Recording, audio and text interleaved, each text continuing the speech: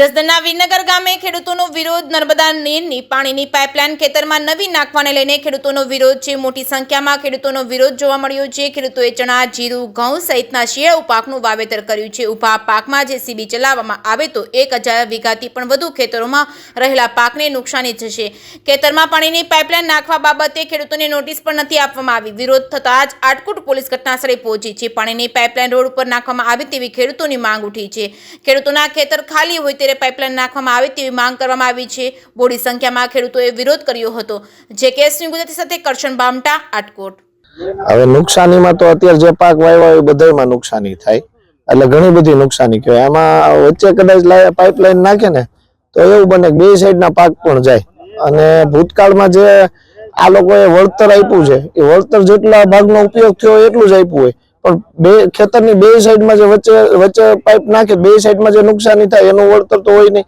એટલે કહેવાની માંગણી એ છે કે રોડની બાજુમાં જો પાઇપલાઇન નાખે ને તો કાંઈ પ્રશ્નો ન થાય, બધા પ્રશ્નોનું એમનું સોલ્યુશન થઈ જાય। તમે કેટલું વાવેતર કર્યું છે, કેટલી નુકસાની જશે, તમને કઈ નોટિસ પાઠવવામાં આવી છે કે ના? નોટિસ તો લગભગ કોઈ એકય ખેડૂતને અત્યાર સુધીમાં કઈ આવી નથી અને આ લોકોએ કઈ જાણી નથી કરી।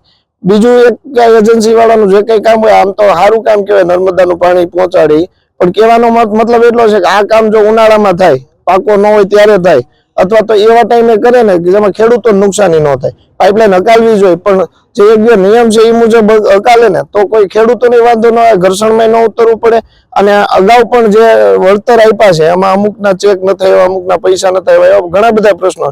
અથવા તો એવું બને કે આમાં માન લો શેઢા વીખે પછી વ્યવસ્થિત એને જે ફાટો મારી અને જે કરી દેવું જોઈએ એ નથી કરી દેતા। એટલે એ બધા પ્રશ્નો ઘણા બધા છે, પણ ખેડૂત છે ને હંમેશા જાતું કરવા વાળા હોય, એટલે આમાં દર વખતે જાતું કરતા હોય, પણ આ યોગ્ય ઘટના નથી। જો પાક ઉભો હોય અને અત્યારે પાકમાં માની લો પાણીની ખાતરની બધી જરૂરિયાત હોય, એમાં જો અત્યારે જેસીબી મારી દે તો એ બહુ નુકસાન થાય। નુકસાન કરતા દુઃખની વાત થાય કે ભાઈ આવી રીતે ન કરવું જોઈએ। શું કહેશો, અગાઉ પણ તમને જે ખેતર ખાલી હતા ત્યારે તમે પણ જે એજન્સીને કીધું હતું અને હવે પણ પાઇપ નાખવા આવ્યા? આની પહેલા જ્યારે પ્રશ્ન થયો છે ને, હવે ખબર નહીં ક્યાં મિસઅન્ડરસ્ટેન્ડિંગ થાય છે કે દર વખતે પાક ઉભો હોય ત્યારે જ કેમ આવવું પડે છે।